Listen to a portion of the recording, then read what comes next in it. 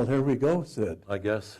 Yeah, we've actually shared the podium, I think at the Dundee Film Festival in England, in Scotland, and also at the Kendal Film Festival. Yeah. So we've been here before.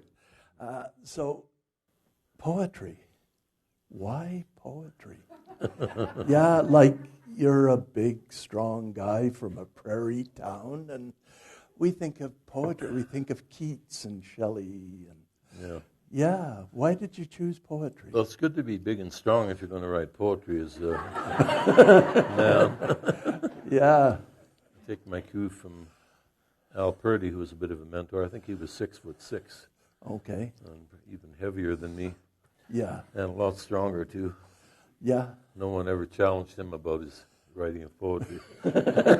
So where did you get inspired? Early, way back in Medicine Hat? No, I think that the old traditional story about the small town kid who gets introduced to the local librarians and they take him under their wing and find out what his interests are. Wow. Start handing him more and more books to read. Yeah. And then you develop a love of rhyme, first of all, and just a love of words. And it just goes from there. Yeah. And who were some of those early poets? Do you remember? Oh, the usual suspects. Tennyson, John Donne. There's an endless list, actually. Yeah. Of people. And then going forward in time, introduced the Canadian poets. Before I went to university in Montreal, I thought that poets were dead and in books.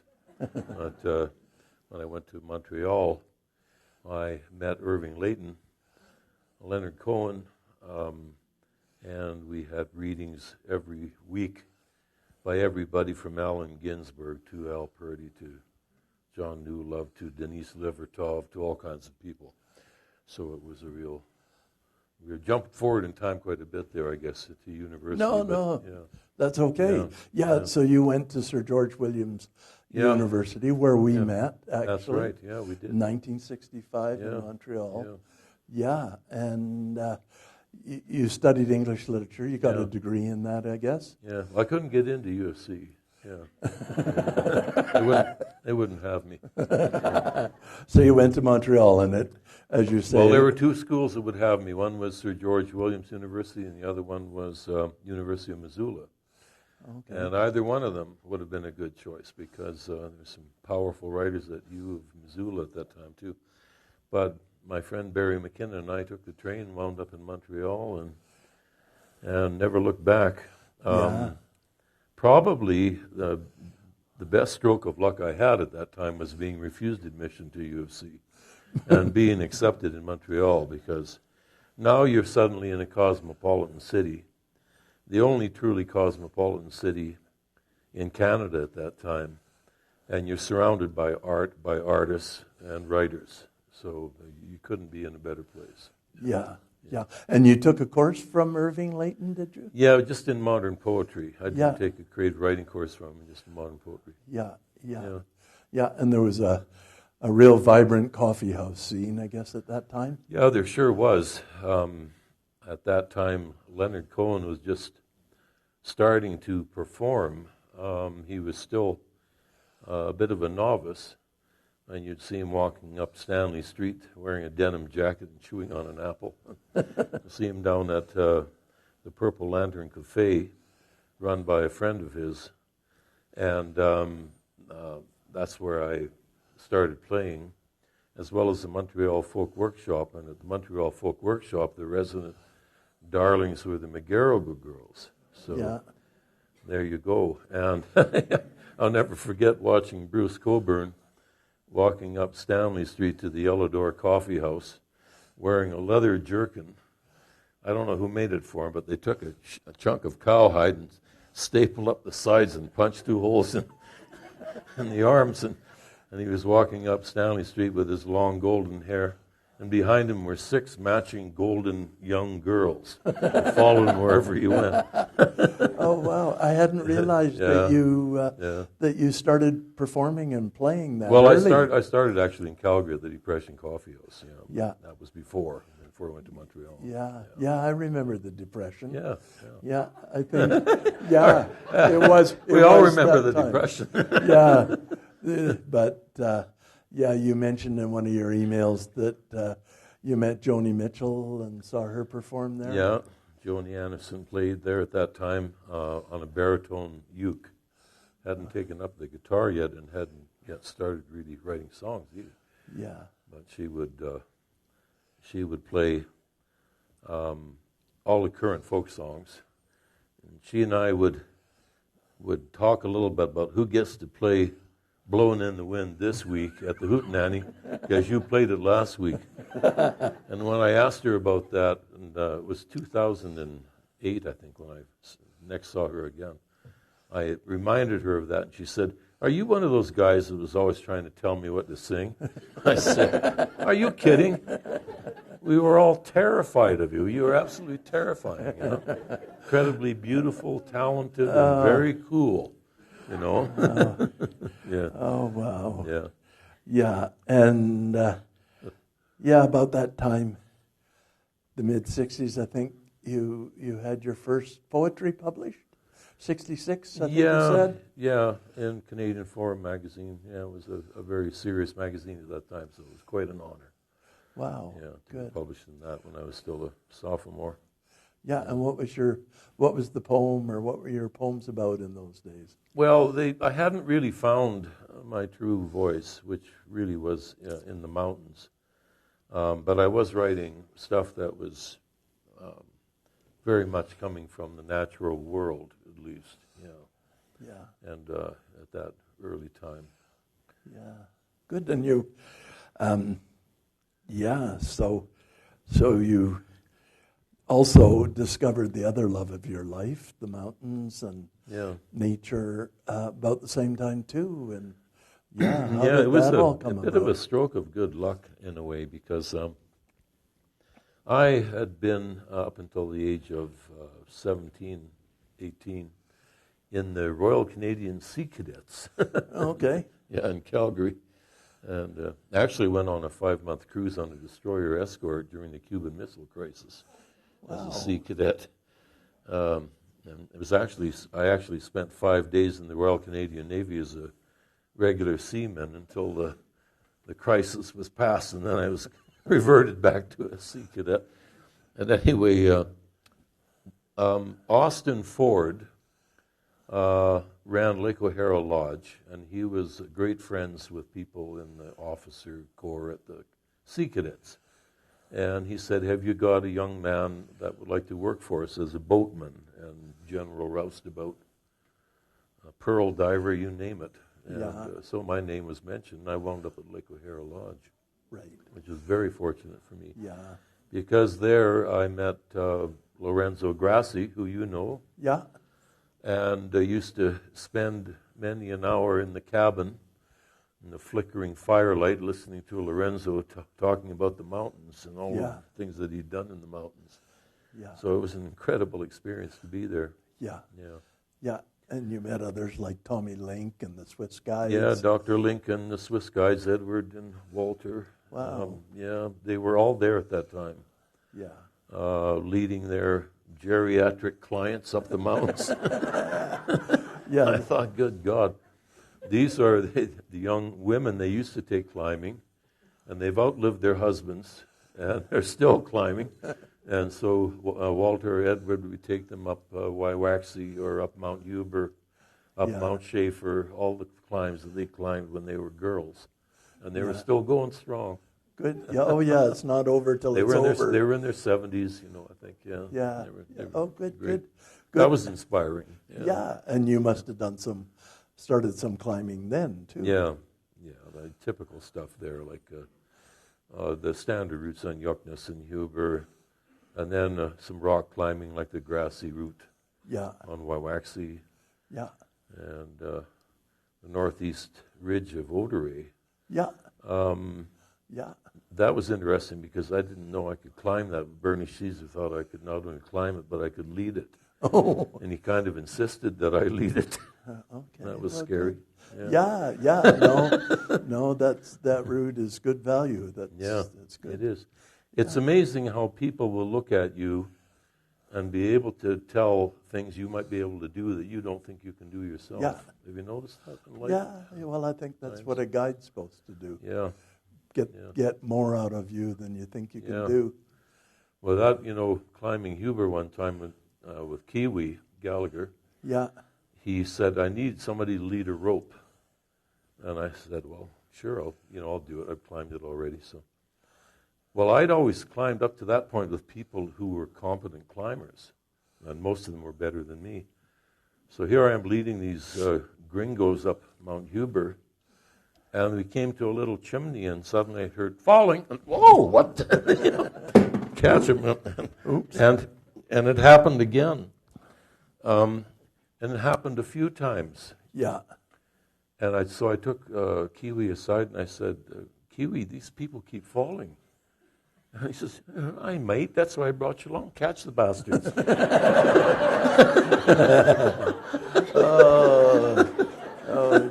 Wow. Yeah.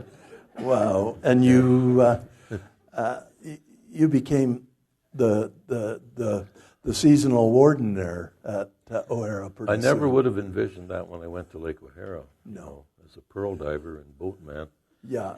But that was, Don Vockroth was there. Yeah. And I, on my days off, I would help Don carrying up supplies up to Abbott's Hut or doing whatever we needed doing on the trails, just because I was interested. Yeah. So I was down at Sir George, and I got a note from Don saying, I broke my leg, and I can't take the job at Lake O'Hara. And I told them they should hire you. So that was incredible. Yeah. What year was that? Oh, 1966. 66. Yeah. That's how that happened. People have to understand in those days, getting a job in the warden service did not have the cachet that it has now. Like there weren't thousands of applicants for every position to get into those jobs back in the day. Didn't pay very well. And that was one of the problems, I guess. Yeah. Now it's different. We're in a different world now. But that was a plum position at Lake O'Hara. Well, I found out it was because Charlie Locke was extremely pissed off that I got the job and he didn't. Are you here, Charlie? Yeah. Oh, gee. I can confide that. Yeah. And you met Timmy pretty soon, Timmy Odger? Yeah, I did. Timmy was on the trail crew. And the first experience I had with Tim at Lake O'Hara, he and I were he was leading a rope on the grassy. I'm climbing second, and Sheezer and the clients were up above us. And some clumsy fool up there kicked a big rock down and hit one of his people on the foot, split his climbing boot open. So now we're stuck.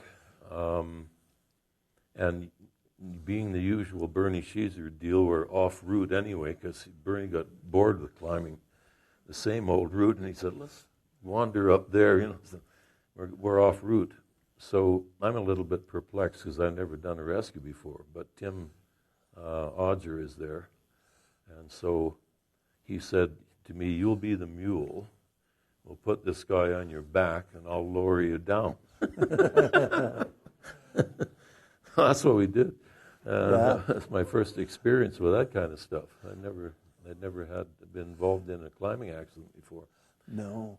So when I couldn't go back to take the job, I think it was in '69. I think it was. I was going to go take the honors degree at Sir George, and I couldn't take the position at Lake O'Hara.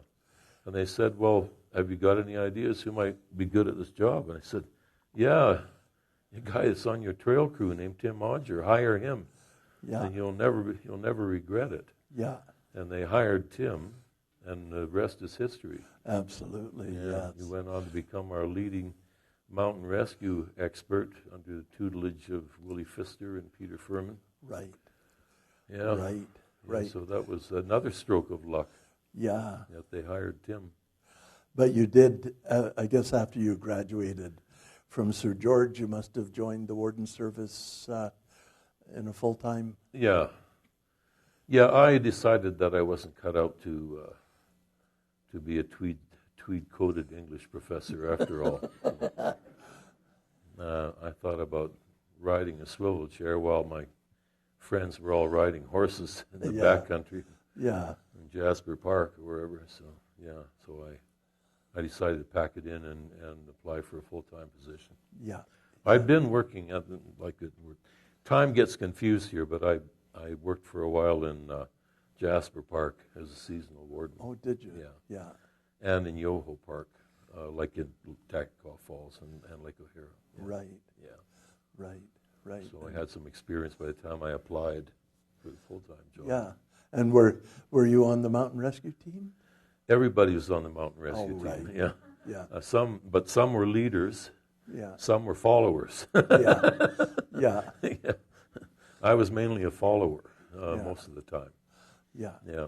Yeah. And you told me that you worked with Peter Furman when they brought in the sling rescue system, and and that was a tricky time because it was very much an experimental technique, and we were the guinea pigs that we were going to perfect the technique and the hardware on. So there were a few close calls. Nobody got seriously injured, but the result of the whole thing in the end was that hundreds of people have been rescued using that technique, and their lives have been saved because they didn't die of shock trauma coming down a mountain on a deer toter or somebody's back. Right. Now they're able to be picked up and taken to hospital. So it's been quite a revolutionary development. Yeah. And who were some of the other individuals that you work with in the warden service? Oh, a whole raft of people. Oh, some of them will be known locally, and Perry Jacobson, Scott Ward, Jim Murphy, a whole range of characters, Monty Rose, I said Perry Jacobson, Joe Halstenson, a whole bunch of people that are well known in Banff at that time. Right. Yeah. Right. And sometime around there, you got married. Yeah, I'd been courting this lady since 1963. Oh, okay. Whoa. And she finally caught you. You finally caught her. I finally caught her, I think. Yeah. She's still here today. So. Yeah. Shh, quiet, she said. Watch that stuff. Wow. Yeah. And did you live in one of those warden cabins? Were you up at Stony Creek for a while? We were, that was my district, but we lived at Lake Minnewanka when we came to Banff. Okay. Yeah. That house is no longer there. Yeah. Okay. Yeah. Yeah. And you were a number of years in the warden service, and you, somewhere in there, you published a proper book of poetry, Headwaters. Yeah, 1973. 1973. Yeah. That was the first book I did. At that time, I got invited to send that manuscript to McClellan and Stewart by John Newlove, who was the editor. There had been an anthology of poetry come out called Storm Warning, which I was included in. And as a result of that, they invited me to send a manuscript in. So it's interesting how the title of that came to be. We were in Prince Albert National Park. And I've been fighting for days with this miserable antichrist of a double-track skidoo which kept breaking down. And I was about 20 clicks along the park boundary looking for beaver poachers with this thing, and it broke down and broke a track. And so I worked for hours trying to get it to move again without success. So I strapped on the cross-country skis, and I was soaking wet by that time, and headed for home, and I came down with bronchial pneumonia. So at the same time I was doing this, I was supposed to be finishing this book of poems, which I finally did. And then John Newlove phoned me up and said, we got to have a title, and we got to have a title right now. And I said, I can't even think, John, with all this, like I had a reaction to penicillin, I had water in my ears. I can't even think of a title with all this water in my head. Wait a minute, Headwaters. He said, right, that'll work. Wow. Yeah. Wow. Well, that's great. You were very fortunate to get McClellan and Stewart, because, of course, they were Canada's premier publisher. That was a very great thing. Jack McClellan had read the the book for some reason, although he published all of Canada's, a lot of Canada's poets, including Margaret Atwood and Irving Layton, and most famously Leonard Cohen. He never read poetry. He just felt it was his duty as a publisher to publish the best poetry, so he relied on his editors to tell him, what to publish, which he did. Wow. Because he never made any money publishing poetry, so it was a civic duty, he felt. Yeah. So, wow. but someone said, you should read this guy's book of poetry, because it's pretty interesting. Okay, so he read it, and I got a phone call saying Jack McClellan wants to have a drink with you at the Plaza Hotel in Toronto on this date. And I was down east at the time. And so I met with Jack. And so we drank a glass of scotch, and then he pulled out a contract and said, I want you to write a nonfiction book based on what you have already done in Headwaters, but just expand it as a nonfiction book. Wow. And he said, and if you will do it, you can sign right now. And like a fool, I signed for this shitty advance, which never would have allowed me in a million years to finish this thing. So it took me, like, I signed the contract, but I think it took me, well, Myrna would remember, but 2 or 4 years to finish this thing. Yeah. Yeah. And it became Men for the Mountains. Yeah. Which I think last time Thank you. you sold almost 1 million copies of that. Well, quite a few. Yeah. Yeah. About 1 million. Well, if you include the Reader's Digest condensed editions. Yeah. Yes. Yes. Yeah. Well, Yeah. I was doing that, but Yeah. that's pretty good. And to be with McClellan and Stewart, I mean, what a coup! Congratulations. Yeah. It was a very lovely thing. It was, but the book had repercussions. Well, they didn't like it in the Parks Canada. Well, except the assistant deputy minister liked the book, but the chief warden didn't like it. So he said, well, if you want to be a writer, I've got some writing for you to do, and you're confined to the office. You can work on these reports. So that didn't go over too well with me. Eventually, I decided if I was going to be a full-time writer, I'd have to leave the warden service. And I had mixed feelings about that, because I had a lot of good friends there and a lot of good memories. But anyway, decided to forge ahead with the freelance writing life. Right. Yeah. Right, and you moved to the Livingston Range? Yeah, we wound up selling our house in Canmore. Being a freelance writer in Canmore at that time, when the interest rates on mortgages had gone up to 19%. Someone even told me they had to pay 22% at that time. I'm talking about 1980. Yeah.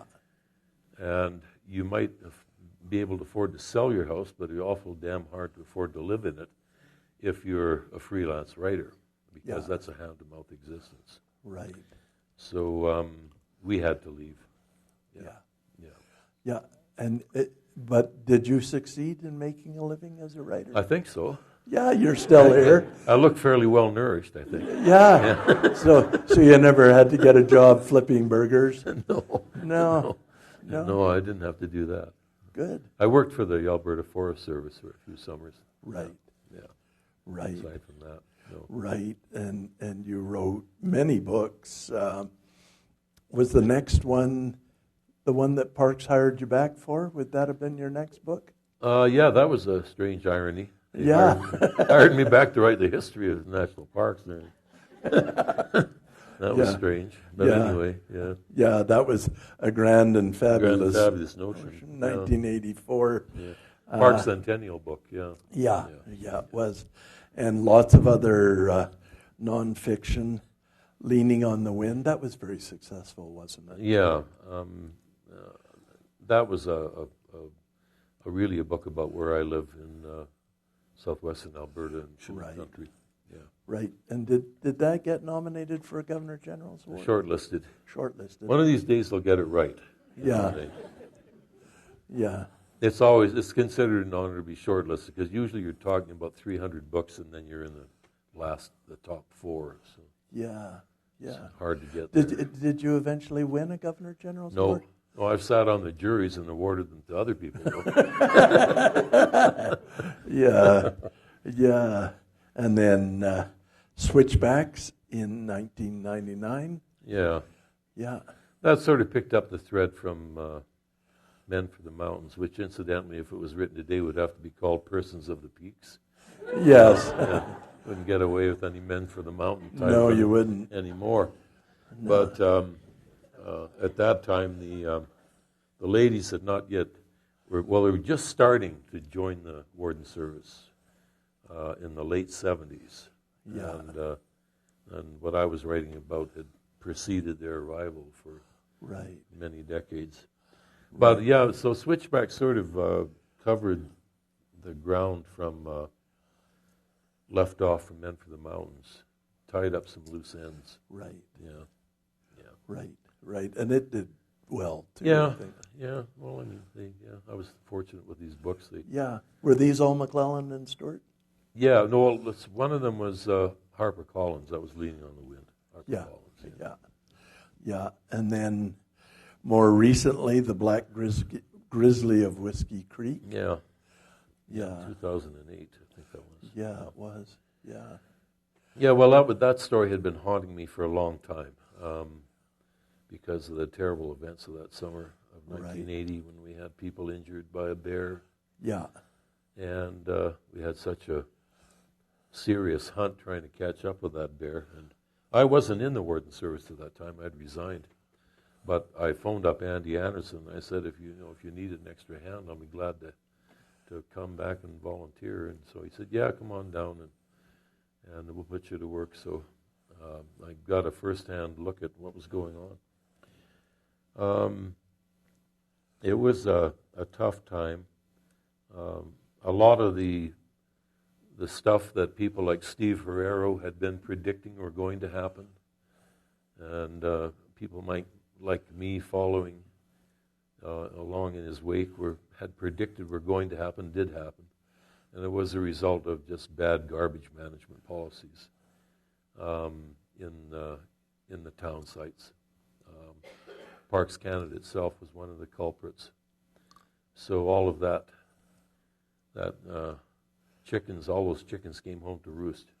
Yeah. And then they started really seriously cleaning stuff up after that and getting bear-proof garbage bins and trucking garbage out of the park and doing all the good things after that. So we've had some bad ones since, though.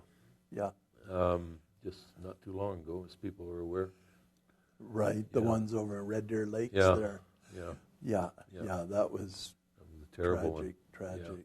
And they were doing everything right, I think.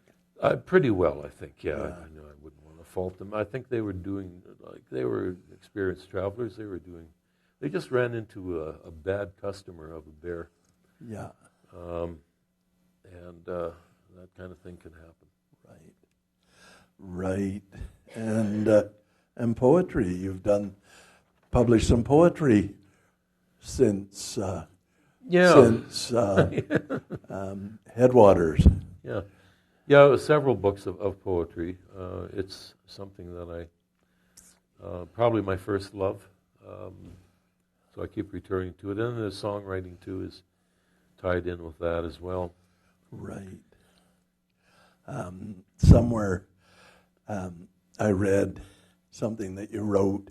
You said that you have been trying to forge that bridge between humanity and nature for most of your creative life. Yeah, I think that kind of feeling started in Seven Persons Creek in Medicine Hat. You couldn't recognize Seven Persons Creek anymore. I'm just going to put this gizmo down here. Yeah. And Glenn can tell me if it's not working. But Seven Persons Creek was a stretch of wild prairie on the edge of Medicine Hat. And it's where us kids used to hang out in the summer. Basically, we would vanish down into the creek in June and not reappear until sometime in September in a way, you know. Although we did also hang out at the public swimming pool quite a bit, or we would swim down the South Saskatchewan River. But I just remember being, feeling like part of the wild things down on the creek. There were a lot of creatures there, everything from mink to muskrats to badgers, coyotes, lots of deer, and rattlesnakes, and a species of poisonous spider, one or two of those. I'm trying to think of one that we used to put in a matchbox and show the girls at school, but I can't remember the species name. So that's where the feeling, I think, came from. When children are exposed to nature and left to their own resources, like not supervised all the time, left to explore, left to make their own homemade bows and arrows from choke cherry wood, and to catch fish with a bent pin and thread, and to find themselves being observed by all the little creatures and observing them back. That's something I think that's really valuable to children, and that certainly it was a quite serious impression that left on me, I think. Yeah. And I guess in a way I've been sort of trying to get back to that in my writing, trying to get back to that kind of childlike, rapturous, innocent experience of wild land. Yeah. And also trying to put it in words, which is very hard to do. To communicate it. Yeah. Do you think you've had some success with your books in doing that? Yeah, I think so, based on what some people have had to say about it, various critics and other people who have talked to me about what these books have meant to them. Yeah, you probably get some sort of fan letter. Once in a while. Yeah. The other day, I played a gig at the Rocky Mountain Folk Club, and this type of thing has happened a few times, and it almost moves me to tears. But a woman came up and said her son had taken a fall off Mount Temple and really injured himself and was in a coma for a long time. I was very slow to recover, but he asked her to read from my books, prose books, which she did for a long time. And she said he looked forward to my coming in and reading from those books every day, and gradually got better. He's not out of the woods yet. Another woman in Germany told me that her father, as he was dying, wanted her to read from one of my books that had been translated into German, and that it was the only thing he looked forward to in his day. And things like that. Yeah. Get you. They do get you. Get you. Yeah, they do. Yep. And you just came out recently with your new book of poetry, Old Man's River. Yeah, it's 50 years in the making. It's called New and Collected Poems. So, there's a poem in there, and since it's real close to Armistice Day, I wouldn't mind a reading. Sure. Yeah. Sure. Go ahead. Maybe I'll do that if I can dig my specs out.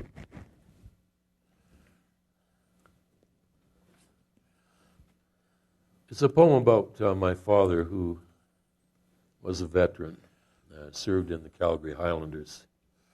It's called Crutches. The surgeon's shoulders drooped, defeated, as he fished in my knee for a miracle without success. Crutches for 2 weeks. Sorry, I can't scope this mess.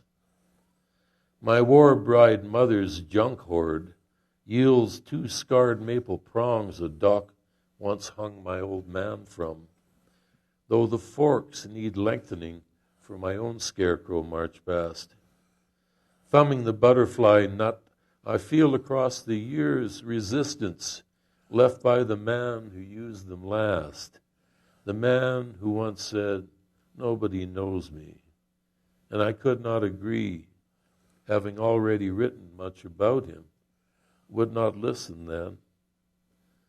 My father rises in my memory, strong as he was in younger times, high cheekbones of an unknown tribe, piercing brown eyes, disappointed smile.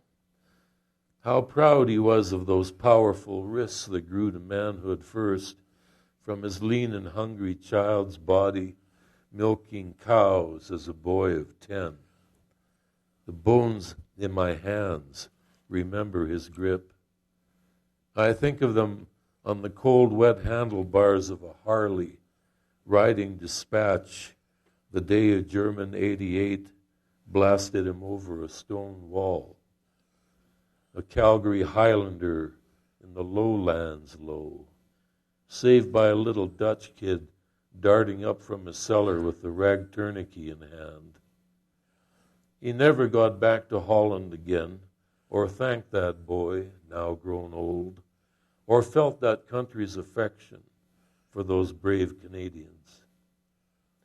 When I was a boy, he showed me his scarred leg, let me wiggle through flesh the piece of steel he never removed. I feel his strength recorded in the butterfly nut, the homesteader's son, the veteran, planted in city ground, twists my wrist beyond the grave. His love for me is buried deep. His love for me is what I'm leaning on. Wow. Thank you. Wow. Thank you, Sid. Yeah. Yeah. This seems like a good time to read it. It is. Armistice Day coming up. Perfect. Yeah. Yeah. Wow. So before we move on to a little bit of music from you, I was thinking before this, what a privilege it's been for us to live in these mountains and grow up during the time we did. Yeah, I think we were very fortunate. Yeah. Yeah, I think our whole generation's been very fortunate. Oh, incredibly so. Yeah. I think about what the kids are dealing with now and facing now. My heart goes out to them. Yeah. Yeah, me too. Yeah. And how is growing old treating you? You still... Well, I think the body keeps kind of a vengeance file. Puts a little chit in there every time you break a leg or pull a tendon. You know, like those wonderful times you'd go running, galloping down the scree slope, yodeling with a pack on your back, then hit a cliff band and fly ass over tea kettle for about 100 yards. Yeah. And just get up laughing. Yeah. The body wasn't really laughing. It was a little chit in the vengeance bank. Right. Because, like this orthopedic surgeon told me, I said, I don't know what happened to my knee. It just like it gave out. And he said, well, this is what happened. You abused it for 55 years. Yeah. And then you were just bending over tying your shoelaces. And that was the last straw at that particular, and it failed. That's the way he looks at it anyway. So that's my theory. Yeah. So we're very fortunate, though, with our healthcare system and wonderful orthopedic surgeons who keep some of us crocs going so we can still go cross-country skiing or even downhill skiing. Yeah. And my surgeon told me not to do that. He said, you can ride horseback, which made no sense to me at all. with a hip replacement. But he says, you can't go kayaking. Well, Myrna cried BS to that because we go kayaking anyway. Yeah. I think he thought I was going to be shooting waterfalls or something. Yeah. Yeah. So I think, Margaret Atwood said they asked her how she was doing at her late great age, and she said, well, everything's great, and then one day suddenly it isn't. Yeah. That's what happens. Yeah. And so we're hoping that day will be put off.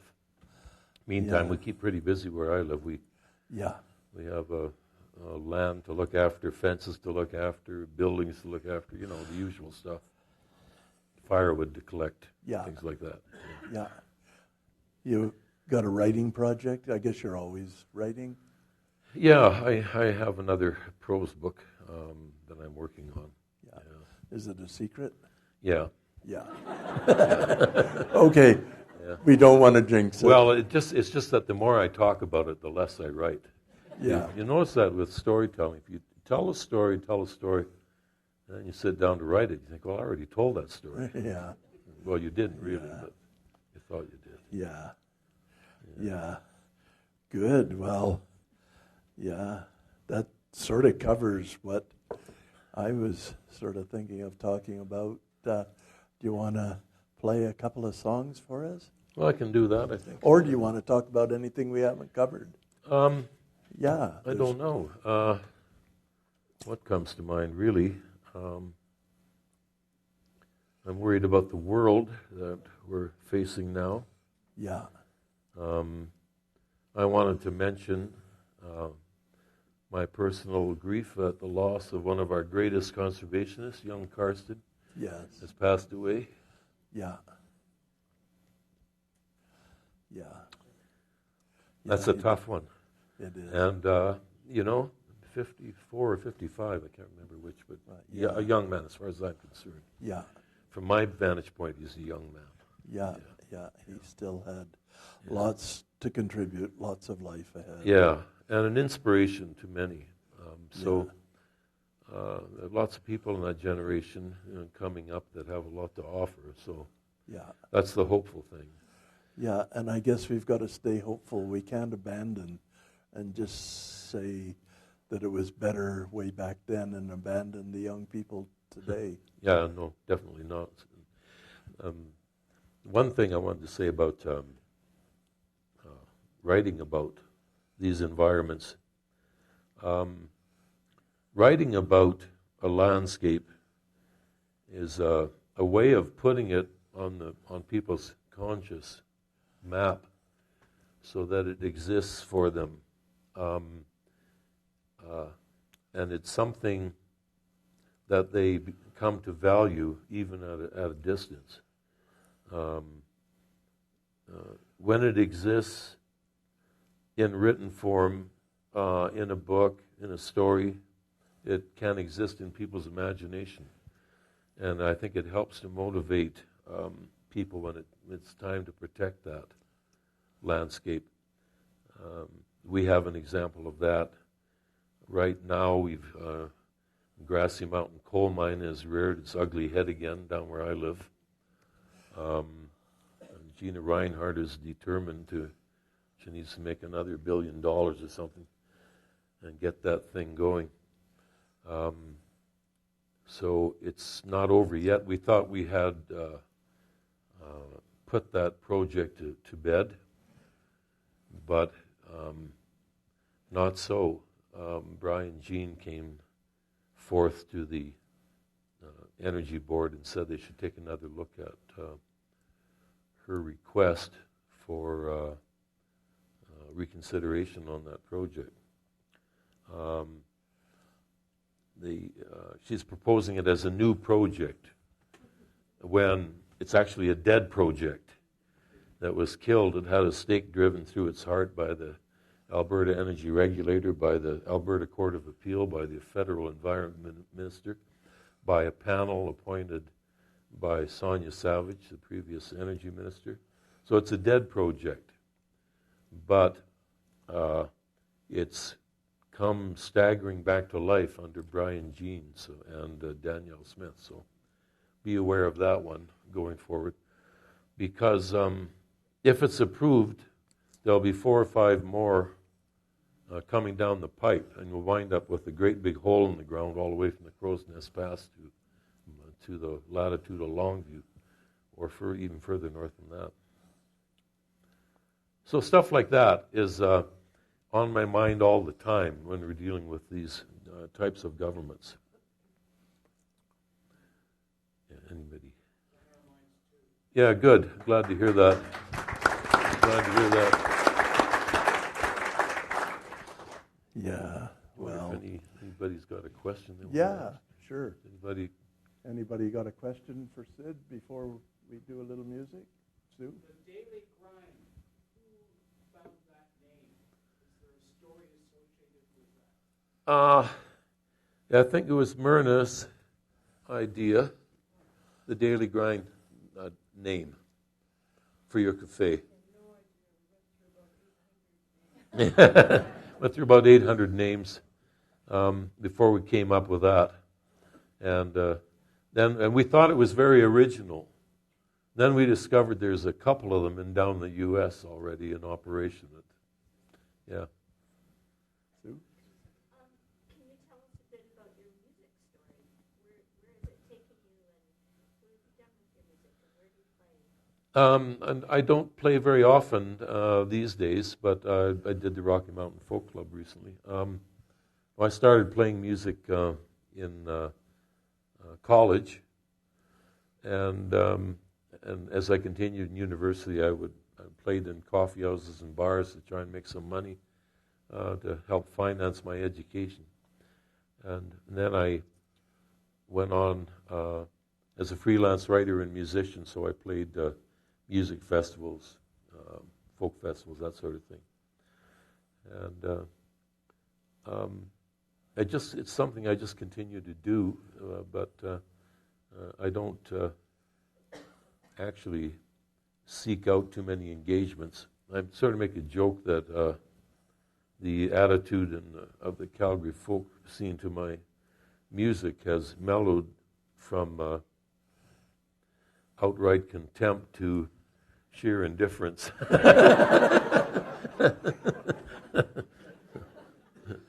They don't, except for the good old Rocky, who likes to hire me every few years. Yeah. Well, personally, I just love it when you do the Wild Mountain Time. Yeah, I haven't played that for a while. Yeah. Any other questions?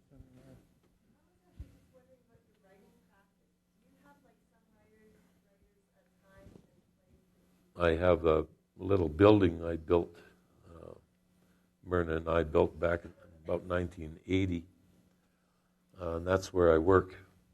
And I spent a lot of time there recently because I was writing a feature article for Alberta Views, so I was there every day working on that. But sometimes it's intermittent.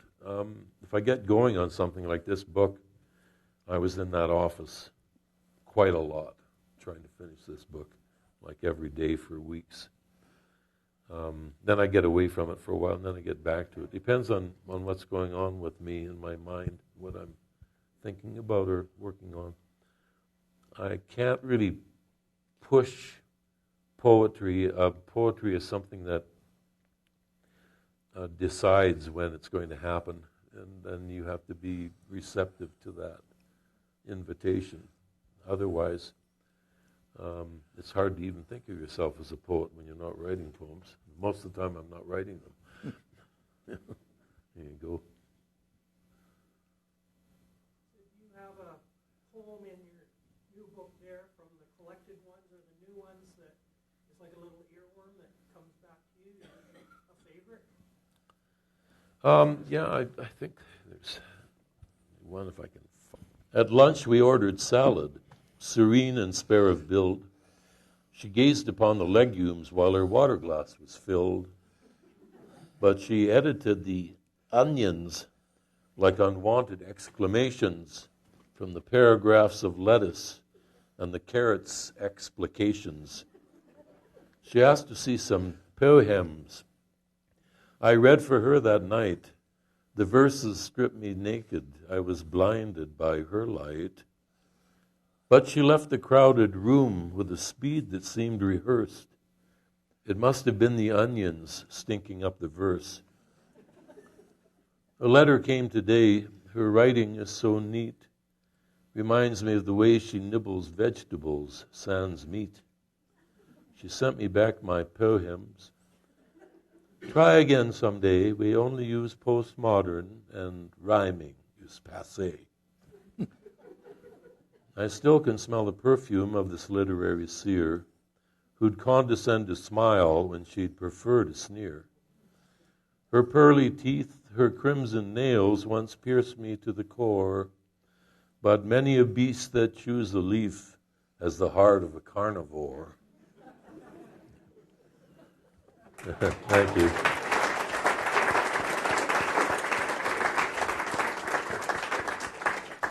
Good. Any other questions or comments, insults? We're very polite in Canada. I read sometimes Charles Bukowski, and I read accounts of some of his readings in Los Angeles where people are throwing beer cans at him and calling him a drunken old skunk and doing all kinds of things. But we don't seem to do that in Canada. We seem very polite. No, to hell with it. I'll just play this. It's called, it'll come to me.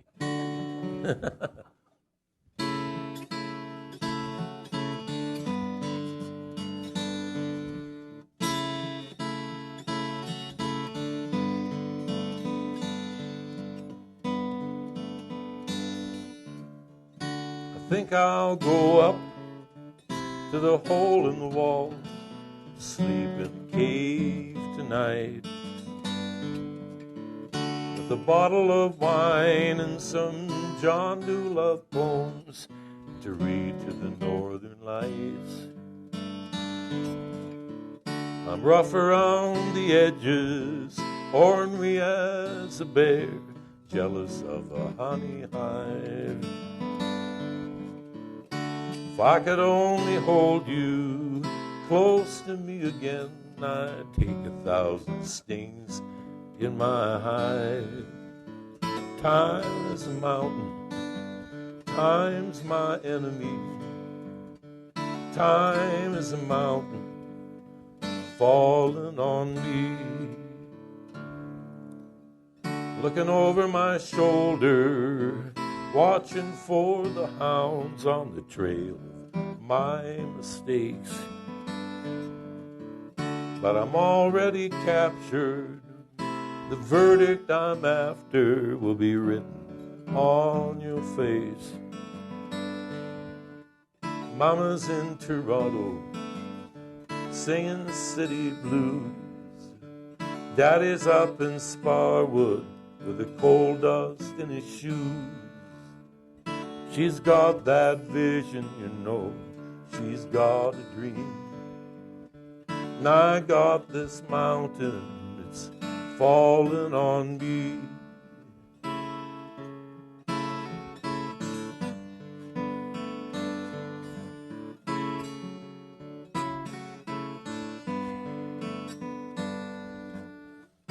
I think I'll go up to the hole in the wall, howl the moon tonight, and I may not come back down until the fall if we can't make this right. Time is a mountain, time's my enemy. Time is a mountain falling on me.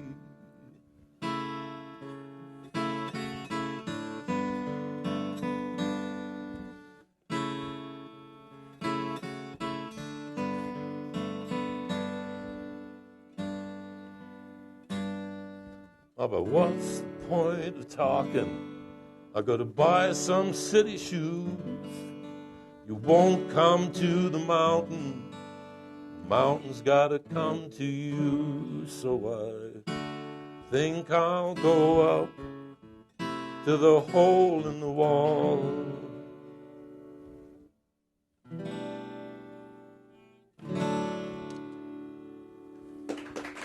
Thank you.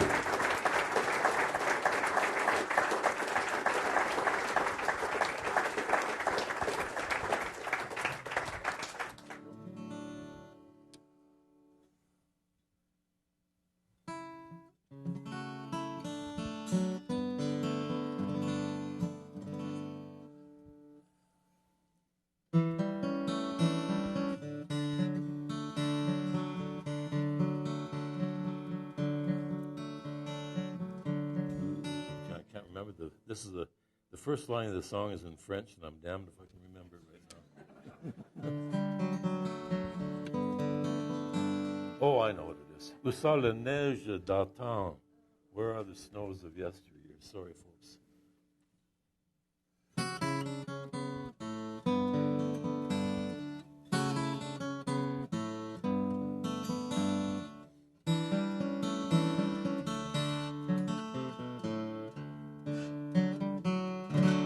Sont les neiges d'antan?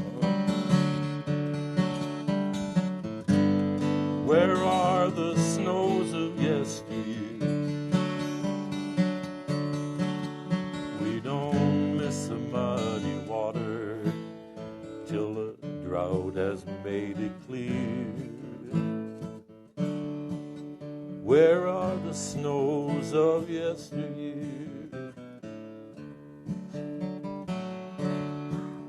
Where have all my old friends gone? Mais où sont les neiges d'antan?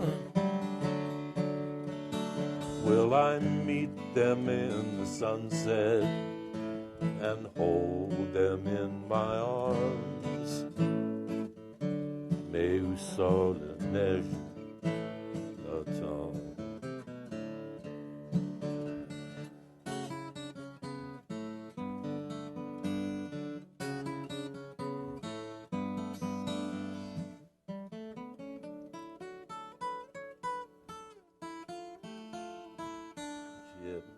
That's a fail. Brutal.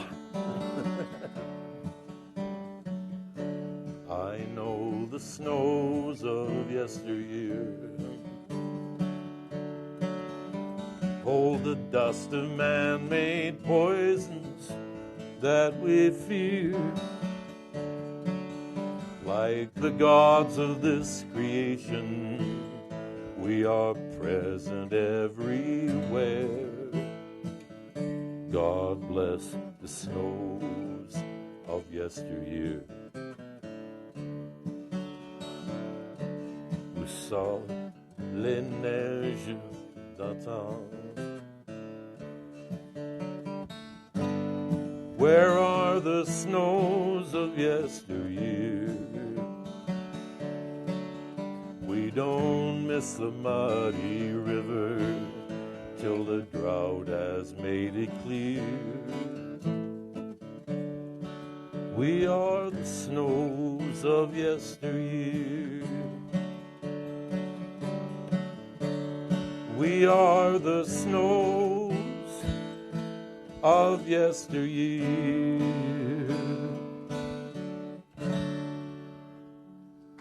Thank you.